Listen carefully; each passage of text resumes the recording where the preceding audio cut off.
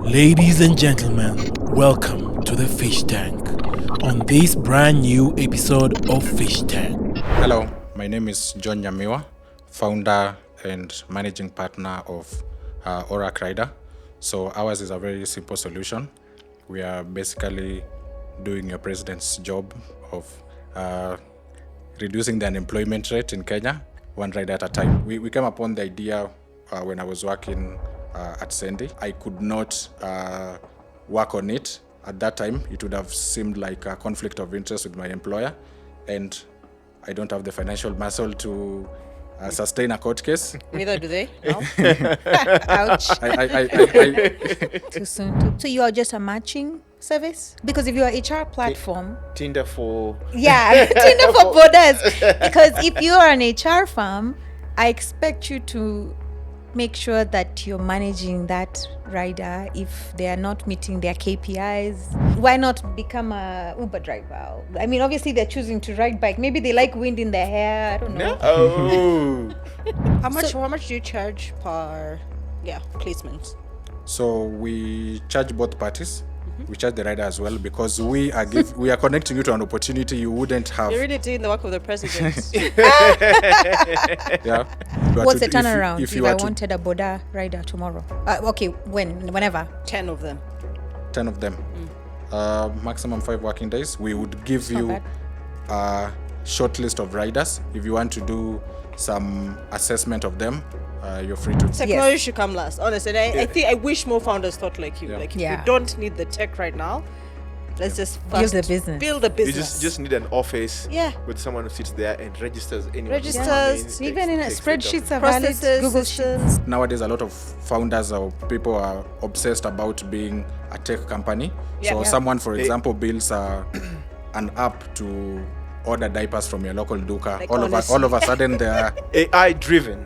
all of a sudden they are Blockchain and AI. a diaper tech. A diaper tech. Yeah, they are a diaper tech. That's a good one. I like that. We manage most of it via Google Sheets, so we have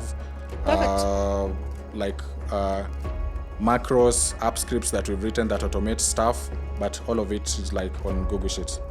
That's why I like this idea. Second, it is low tech or no tech. That's Absolutely. why I like it. All this Web3 AI, I don't know, rockets flying all over. I don't buy WhatsApp is that. technology. Google Sheets is technology.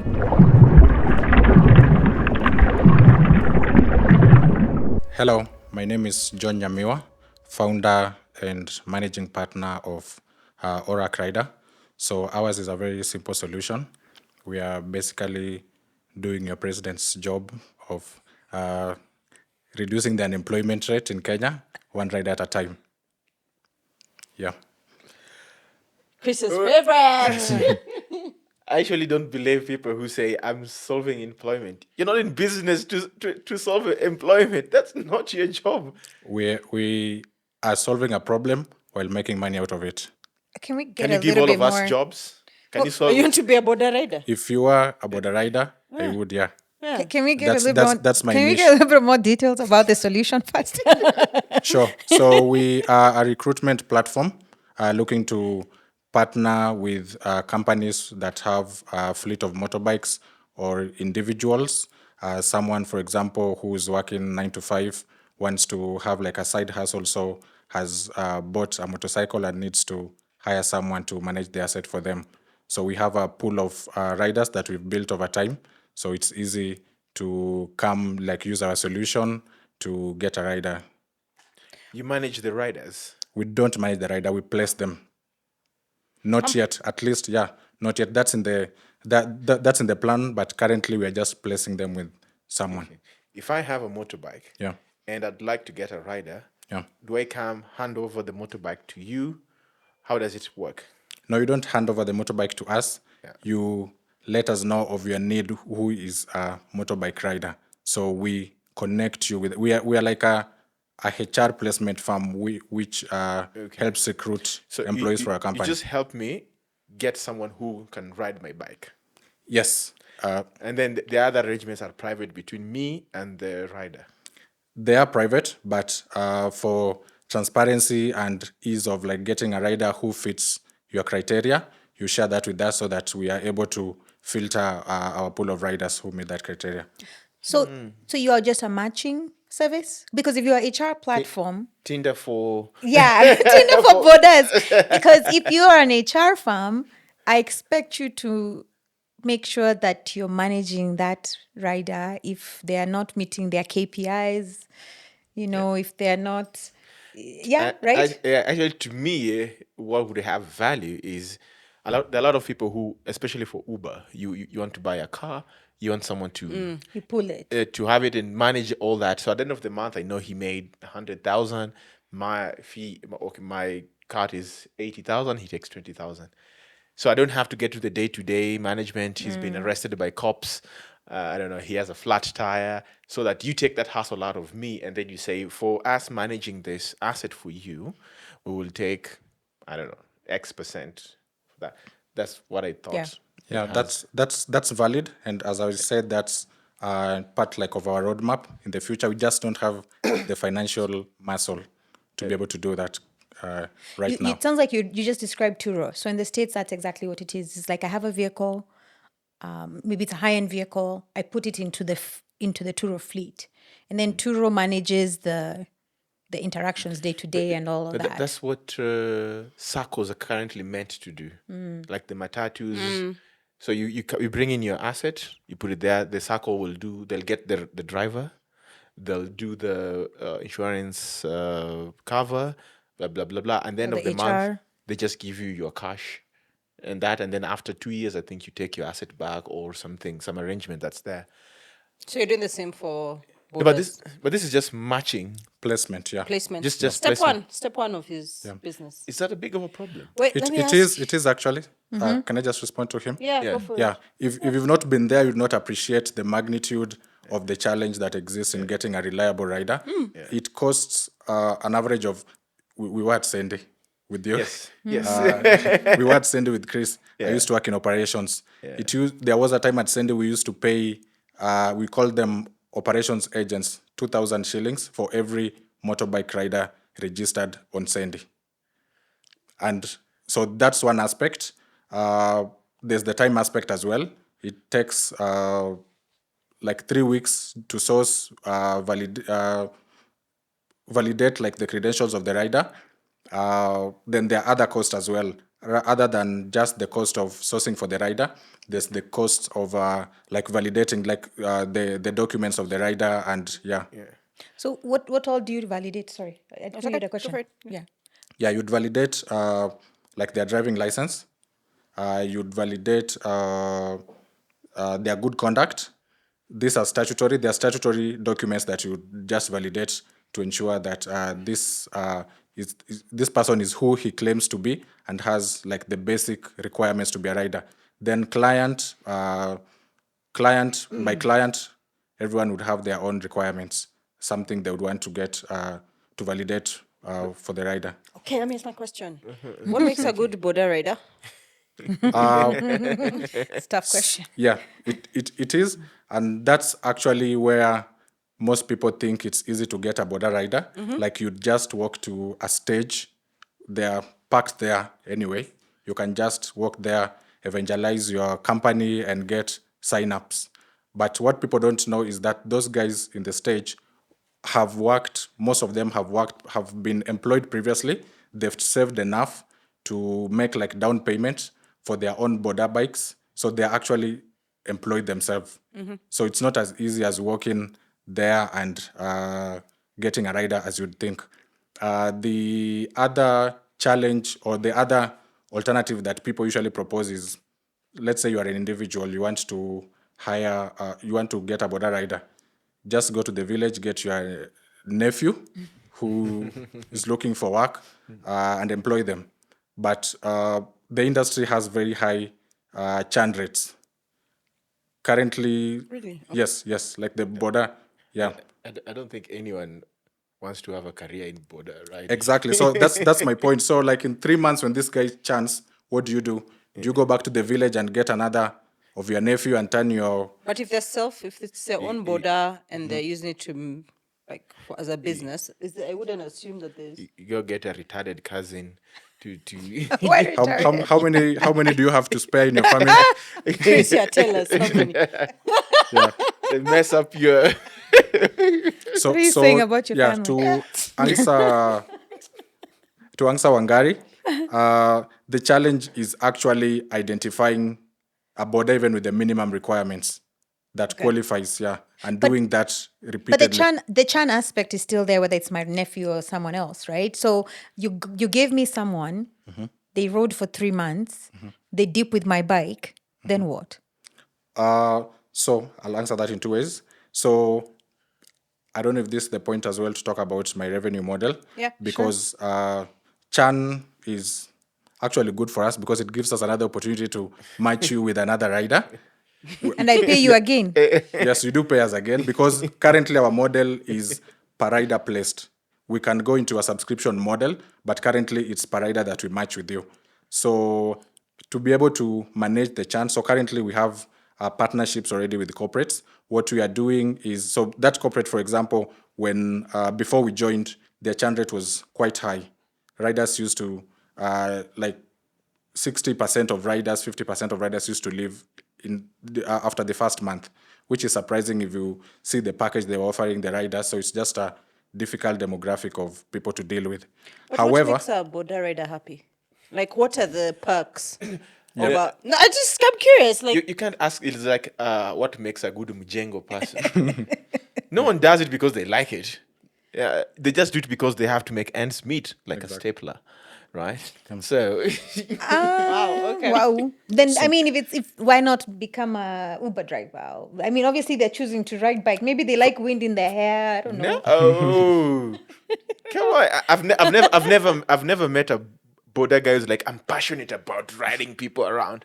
They're like, I have school fees. I have a wife. I have blah blah. That's just the thing in their mind. I don't think anyone is passionate about But it. you're telling me I'll pay you every time you give me a rider. So if there's chan every week, I'm paying you every time. But that's your problem. The Chan is not his problem. exactly, so the experience the rider gets with you is out of my control. However, to be able to mitigate that, what we do is we have like a hypercare kind of system. So during like for the first 2-3 months, we have like a support desk where those riders can reach out to us with frustrations. For example, they're pretty new. We understand the SOP of your company. We can be able to support them to reduce those frustrations, which would increase chances of churn. So we try to mitigate to the extent to which we can, but the experience you give the riders is, to be honest, but out of our control. sometimes you'll just give me, like, I'm equating this to, like, this bureaus for house helps. Yeah, that's what I was about to think. So and I hate using them, honestly, because like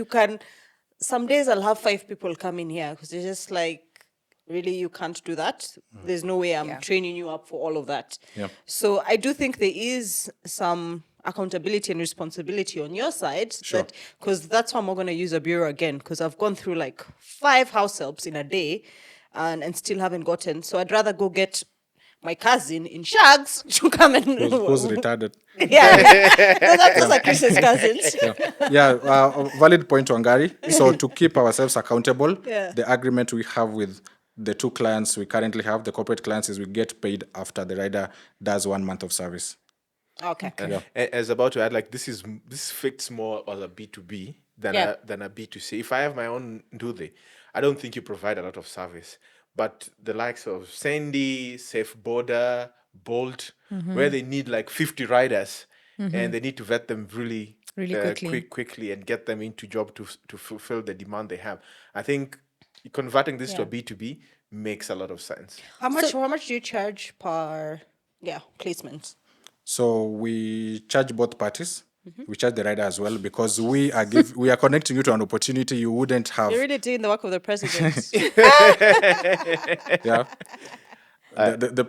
So we are connecting you to an opportunity you wouldn't have gotten without us. So we charge the rider one-time placement fee, which they don't pay upfront. It's deducted from their first month's salary. So that's an aspect of credibility that we have introduced. That's 3,000.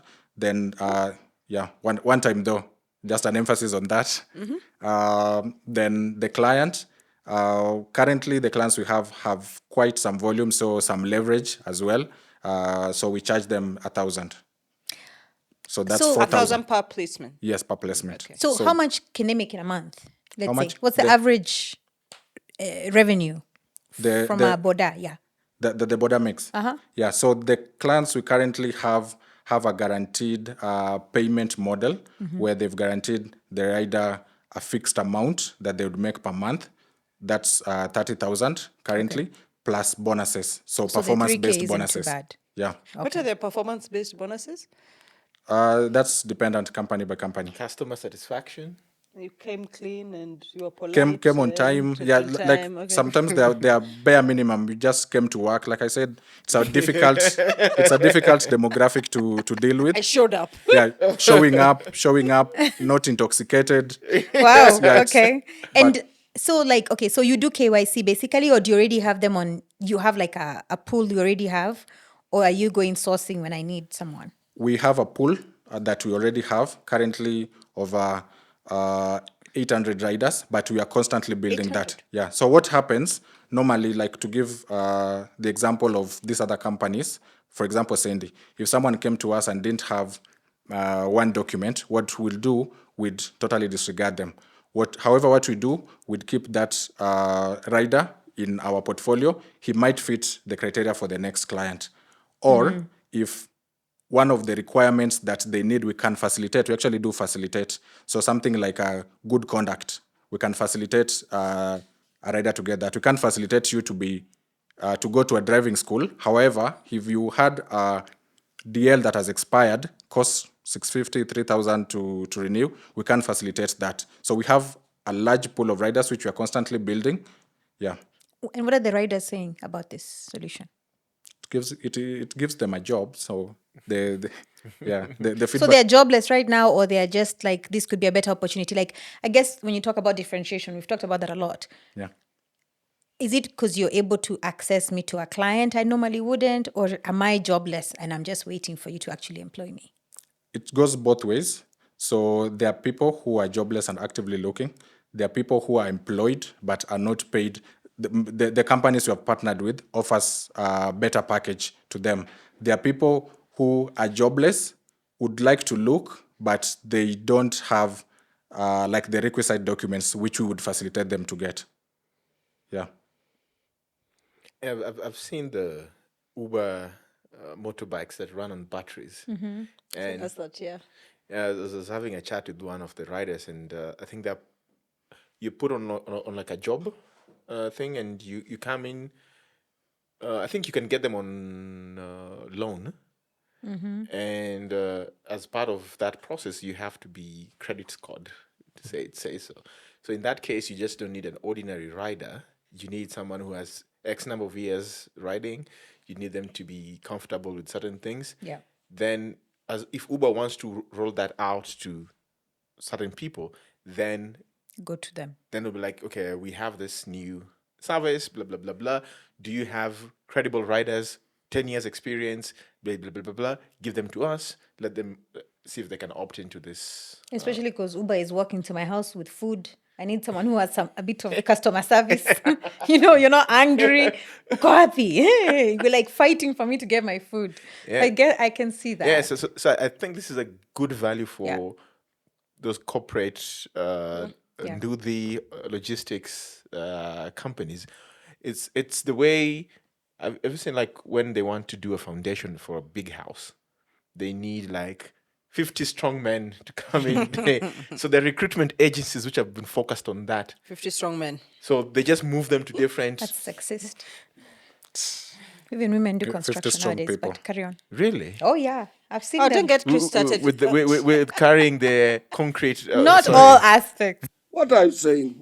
What are you saying? What is he saying? Yeah. Okay, anyway. So what they do is he signs agreements with different construction companies, and when they have the heavy lifting of work, so he has this 50 or less people, and he just needs to schedule them. So on the first 5 days, he puts them on this site, and then it guarantees some level of work to these people, and then he can offer them some minimum amount of salary every month for that, which I think mirrors the same as this. You have this pool of people who are either currently working or not. They're looking for something better. And anytime a client comes in, you just have to go to your database and key in the criteria that you need. And like, okay, I have 50 people who meet your criteria. And I think KYC takes too long, especially in a place like Kenya. It does, yeah. It does. And that's where the 3 to 4 weeks comes in. But you pre-qualify. It sounds like they're pre-qualified, right? Ours are. Yeah. If you What's the to, turnaround if you I were to, wanted a Boda rider tomorrow? Okay, whenever. 10 of them. 10 of them. Maximum 5 working days. We would give you bad. a short list of riders. If you want to do some assessment of them, you're free to. So the timeline would depend on you. I find it interesting. So you're able to guarantee. How are you able to guarantee this 30K? Because if that's the case, I see so many borders sitting. Even I don't know how they sleep on the borders, but so many seem to not have customers. But that's not on his side. That's the not client. Correct, but he's selling this to the Boda rider that you're going to have a guaranteed 30K, right? Not really. When I'm going to the border to recruit, when now I'm shortlisting the riders, I shortlist with your criteria and with your package. So this 30K was an example based on what currently the client I'm partnering with offers. So it's not a blanket. It's not yeah. Are you finding they are? So it's salaried? Yeah, they're salaried. Yeah. Yeah. So you have a minimum salary. Okay. And then based on your performance, if you do more rides and things like that, then you get an extra 10K or whatever. Because I think the base pay covers when, let's say, there are protests and you can't, there's a slow business. And then when there's more business, they expect you to do more, and then they acknowledge that. Yeah. Just a question.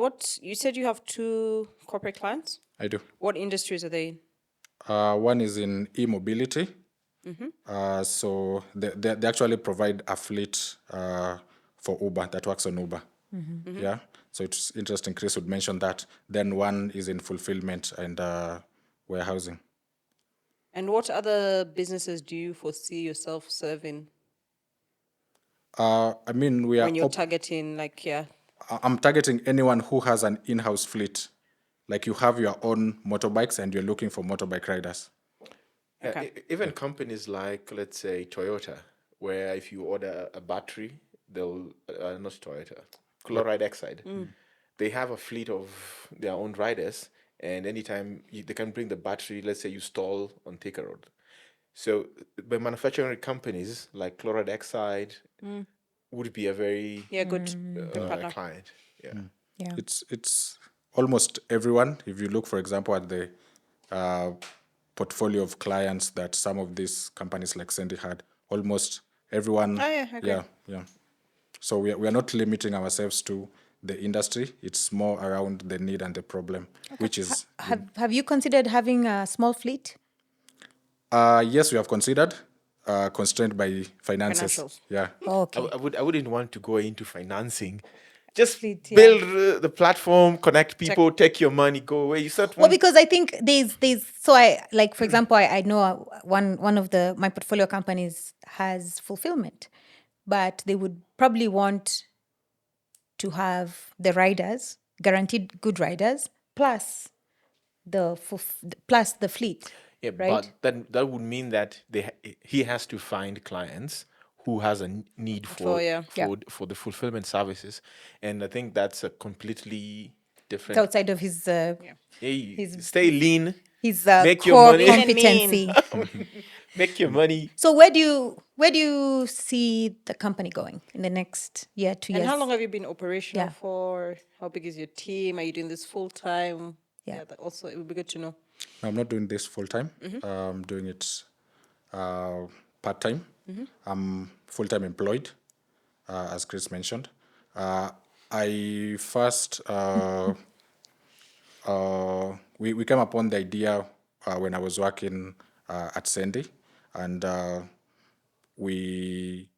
experiences we had of people coming to look for work, and like Sandy was, and these other companies as well, were not intentionally providing that connection because of like liability issues and the likes.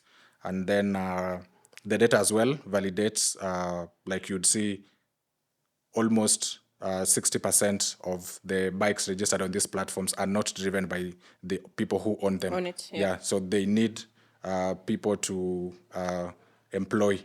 So that's when I first came upon the idea, but then I could not work on it. At that time, it would have seemed like a conflict of interest with my employer, and I don't have the financial muscle to sustain a court case. Neither do they. No. Ouch. I Too soon. yeah. So in hindsight, yes. Yeah. So I waited until I transitioned from the company. Waited the obligatory 1 year. So it's around 3 months now. Yeah. Nice. So you've gotten all the good lessons from Sandy, and yeah, hopefully. Hopefully, yeah. Hopefully. There's a lot of people who have been offshoots of Sandy. Clearly, there are lots of lessons. there. There was a lot of lessons learned in Yes, Sandy. Included. To me, my offshoot from Sandy. I'm just living life. Yes. I'm just vibing. And you're the main. You're the. I assume you're the one who's built the platform. You're the engineer, or So are you just the founder? yeah, something interesting. We don't actually have a platform, a website. We did have a website. So we are 2 partners, 2 co-founders, 1 employee. So we did have a website, but one of the learnings we had early on is that this is not the way this demographic works. They don't just log into a random. This is what I need to do. Yeah. Technology is way too. It's the worst business. I always tell people. I don't know about Worst. that. No, only like 1-2% make it. Don't invest in. Find other ways. Bring the tech last. And Tech that should is- come last. Technology Yes. should come last. Honestly, and I think I wish more founders thought like you. Like if Yeah. we don't need the tech right now, let's just Build first the business. Build a You business. just need an office Yeah. with someone who sits there and registers anyone who comes Registers, in, Even in a takes data spreadsheets from- are valid. processes, Google systems. Sheets. Yeah, That's- they yeah, can. So how are you managing it now? And I like that you're scrappy. Angare, I agree with you. But how are you doing it? So we have a WhatsApp group. Hey, there we Where, go. yeah. So the lesson That's it. Wangari is talking about, we had to learn it the painful way after building the product. I think nowadays a lot of founders or people are obsessed about being a tech company. So someone, for example, builds an app to order diapers from your local duka. Like, all of a sudden they're AI driven. all of a sudden they are Blockchain and a AI. diaper tech. Diaper tech. Yeah, they're a diaper tech. That's a good one. I like that. I never Diaper tech. Yeah, disrupting the diaper industry. Yeah. It's a lot of babies being born. Oh yeah, people are doing a lot of. And Ruto promised us diapers. I commit to provide mothers of newborn babies with diapers for their children for a minimum of 3 months, paid for by the government of Kenya. Why the fuck you lying? Why you always lying? Horizontal engineering. A lot of intercourse is going along in the country. Yeah, diaper tech. You know, lots of babies are born in stressful times. Yeah. That's when people have rough sex. So currently we manage Wow. we manage most of it via Google Sheets. So we have Perfect. macros, app scripts that we've written that automate stuff, but all of it is like on Google Sheets. And then the businesses, how are you reaching them? What's your strategy there? We just approaching them. On the streets. Give him a call. Hey, I have this. borders. They've been vetted. Okay. I think this is should be 101 on how to run a business. Absolutely. Yeah.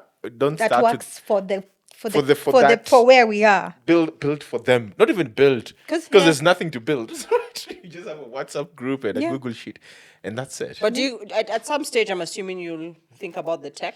True, yeah. So the tech, how we envision it, is to be like a tool, not like the entire thing. So once we've figured out, we've gathered our learnings, we'll definitely iterate on our first. Yeah. But even if you were building tech, what would you be building, right? Because the borders are not going to, the riders are not going to have a log in website. anywhere. Just have a website. Maybe just a one page. Yeah. A one page advertising your services, I guess. Somewhere to sign up. Who? For the rider? No, for the business.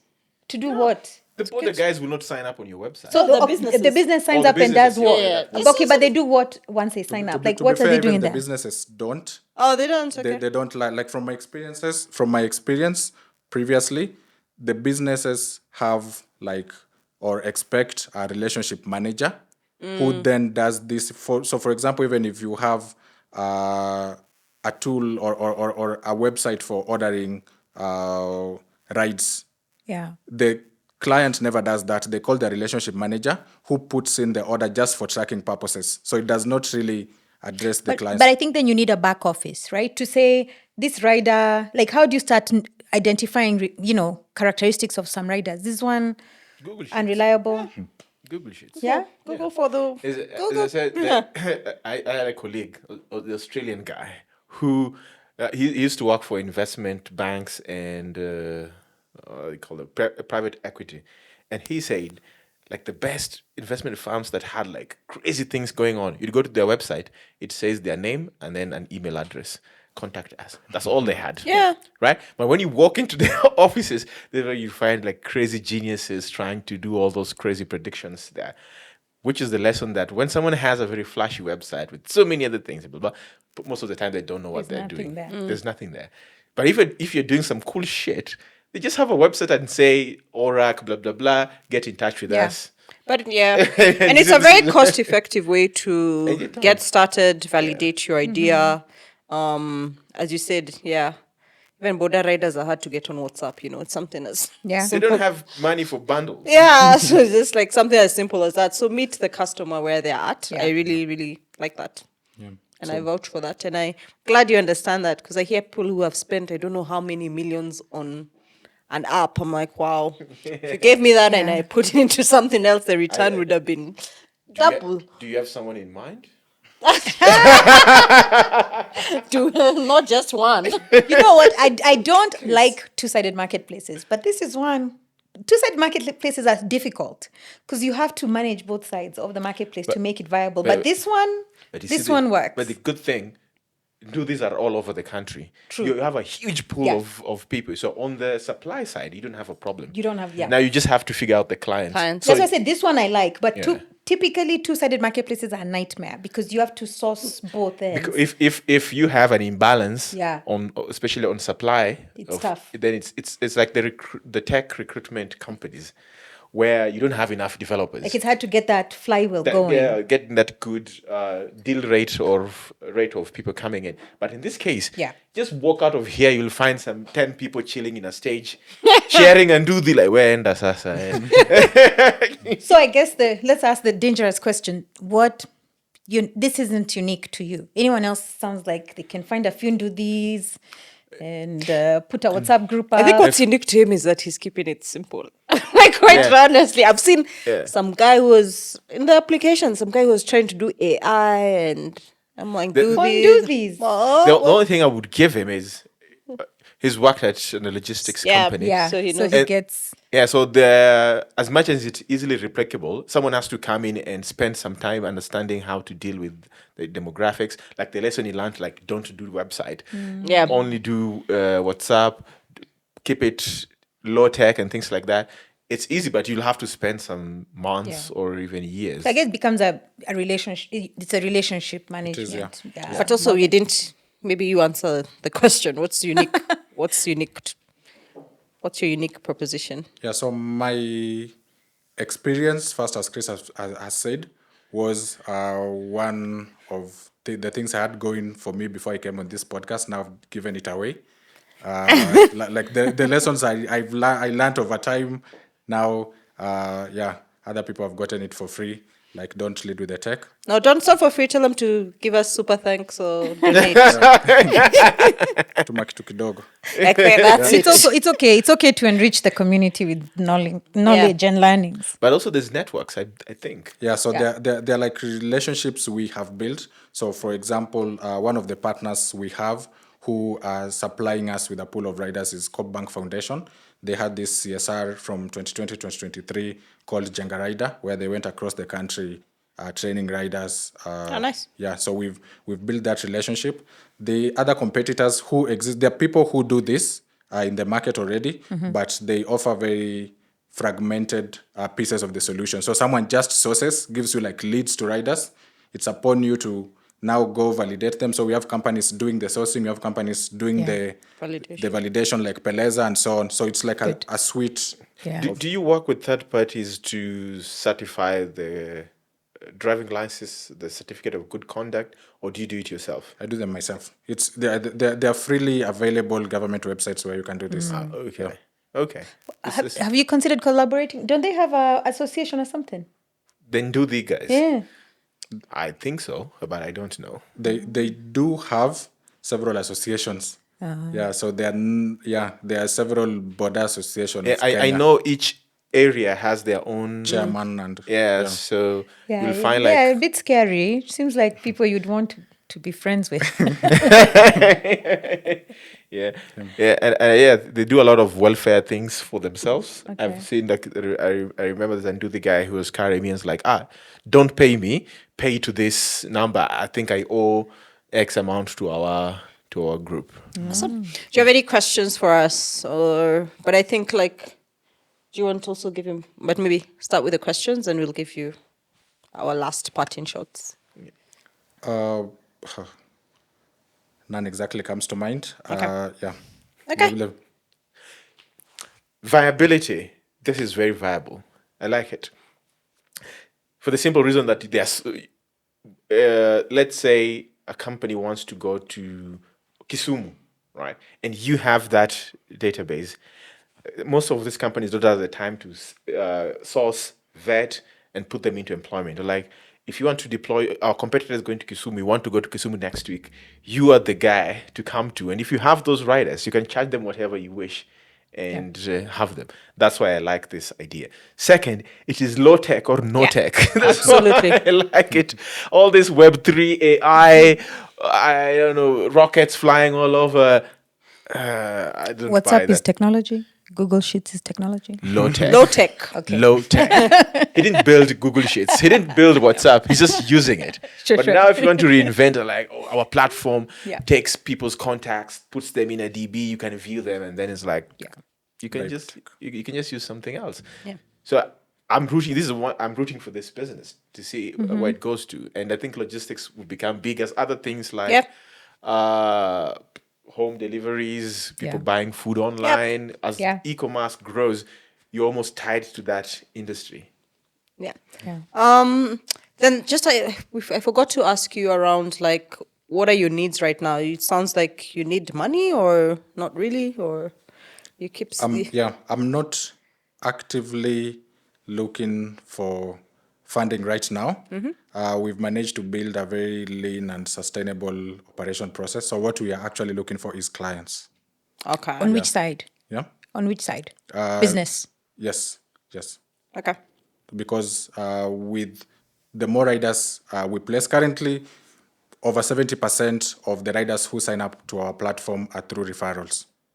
So the only way to get these referrals is to give the existing ones a good experience, connect them to jobs, then they'll refer other guys. Yeah. So the more clients we have, the more we keep our pool engaged. Okay, cool. I think for me, the feedback is very similar to what Chris has said. I do think it's completely viable. I love that it is very low tech. I think, as I mentioned, I think software businesses are really poor businesses, and trying to know they are only a few succeed, 5%. And I do like your approach where you're figuring out the pain points and bringing a service and a value to the corporates and the business, and then bringing the tech. Totally rooting for you. If you're looking for angel investors, I think I would happily give you not a lot of money, but something small just to see your business go succeed. So Thank you, Ngai. Yeah. Along with what they've both said, I think that a lot of Silicon Valley has bled into Africa in unhealthy ways. And I'm speaking this as someone from Silicon Valley. Not everybody should be building venture backable businesses. I think sustainable and sustaining businesses should be the model most of us approach things with. And I think it's also good that you're serving maybe an overlooked market. No one is thinking of the welfare of a Boda, and you're bringing in a little bit of stability to that market. I think I would maybe recommend having a way for people to find you, right? Yeah. Just as I said, just a one-pager, doesn't have to be anything fancy. I know you went all the way stripped down, but the businesses have to find you somewhere. Yeah. And maybe invest in very little advertising so people can know that you're out here and you have this service and how to reach you. I think that's Why he's here. We are this is the marketing platform, lead generation. lead for you. generation.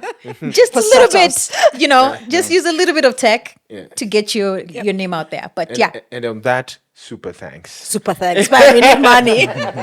Send some money, guys. And along with what Wangari said, I am also an angel investor. I'm not deploying right now, but in a couple of months, hopefully I'll have liquidity. So reach out and I will show. I'm the only not You're broke. You're fucking poor. an angel investor. Oh, I should also say one more thing. I do also have a portfolio of logistics companies that are not. So maybe some of them can use your services. Yeah, sure. So yeah. And you, Chris? I have my knowledge. If you need my knowledge, you can have it at a fee. No, but if there's anything you think you can help thinking about the business, I don't have money to give, but from thinking about the business, how to setting up, You might not need a lot of money, honestly. a lot is relative. You could introduce me to Robert Maluga. Oh, There we go. Okay. that's done. Yeah. That's done. Yeah. Actually, one of the startups I was thinking about is a Sandy guy, Evan.